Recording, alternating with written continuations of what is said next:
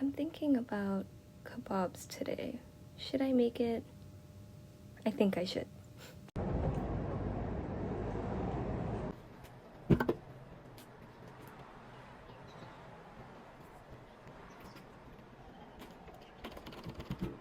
Why is this stupid thing not working? It is not igniting. My grill is broken.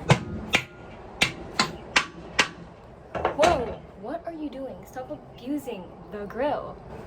Why not? I wanted to make kebabs and grill them, but now I can't because it's not working and it's frustrating me. So, gotta give it a good old whack.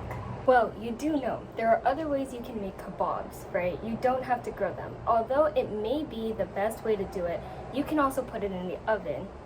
Hence, that being said, welcome to Care's Spare Cooking Methods. Great, let's get started. So, I'm going to show you a different way on how to make kebabs if an appliance in your house is not working. First tip, probably should check to make sure everything's working.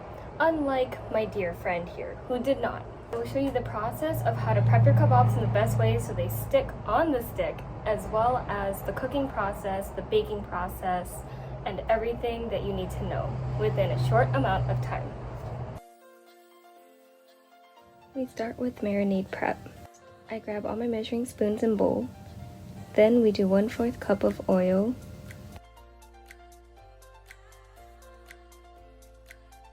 Then we do 1/4 cup of shoyu or soy sauce.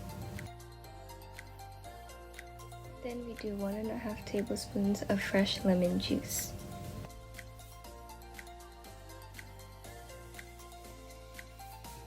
And then we do the same 1.5 tablespoons of red wine vinegar.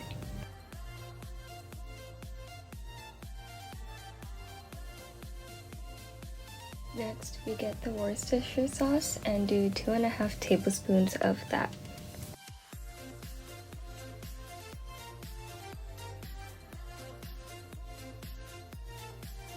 Then we add 1 tablespoon of honey into our mixture.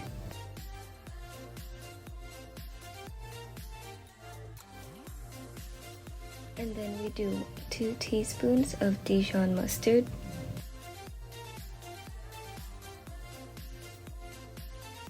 Next, I head over to cutting my garlic, so I pound the garlic to get the skin off, and then before mincing it, I cut it into small slivers, so that way it's easier to mince and it makes the process much quicker. In total, I will need 1 tablespoon of minced garlic.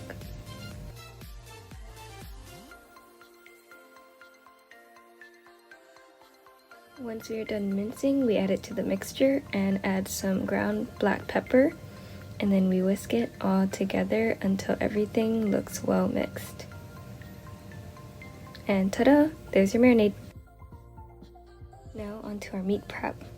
After getting my bag ready, I will start with one of the trays of meat, and I will open it up and place it on my cutting board. When making kebabs, you want to make sure the pieces are all even, especially for the meat. So I cut the meat in half into like strips, and then I measure about 1 inch and I cut to make slices for the sirloin steak. Once I'm done cutting the 1 3/4 pounds of sirloin steak, I put all the meat inside of a bag and add the marinade to let it sit for a few hours. I seal the bag, release all the air, and then after that I will stick it into a tray so there's no leakage, and you're good to go. And now to vegetable prep. So it's always important to wash your vegetables first, so right now I'm going to rinse the mushrooms first. Once they are all clean, I take the end stem off of each mushroom and slice it in half. Next we do red bell pepper, and we're going to slice the top of the bell pepper off. Once the top is off, you slice down on each crease so that way you can pull each part of the bell pepper apart and take the guts out.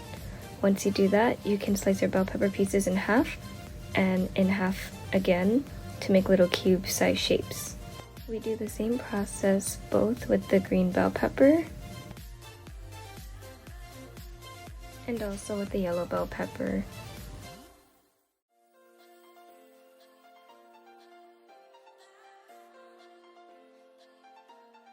Once the bell pepper is done, we do the red onion next. So I cut my onion in half after peeling off the outer layer of skin.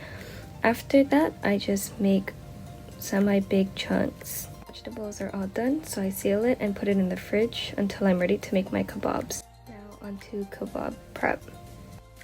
First things first is to put your skewers in water so it doesn't burn, and then I'm gonna unwrap my vegetables to be ready to put my kebabs together. Next, I cut my piece of parchment paper to fit the size of my pan, and then I can start making my kebabs. Usually, I will make sure that there's at least 4 pieces of meat. Since I have a lot of meat, I put and alternate the bell pepper colors as well as the mushrooms and the onions.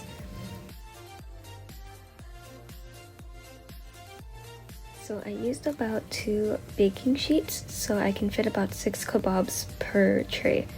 But I had about 2 batches I could make. Before my kebabs go in the oven, I will be brushing each side with some olive oil, and once I'm done with that, I will sprinkle it with garlic salt so that there's seasoning on the vegetables as well.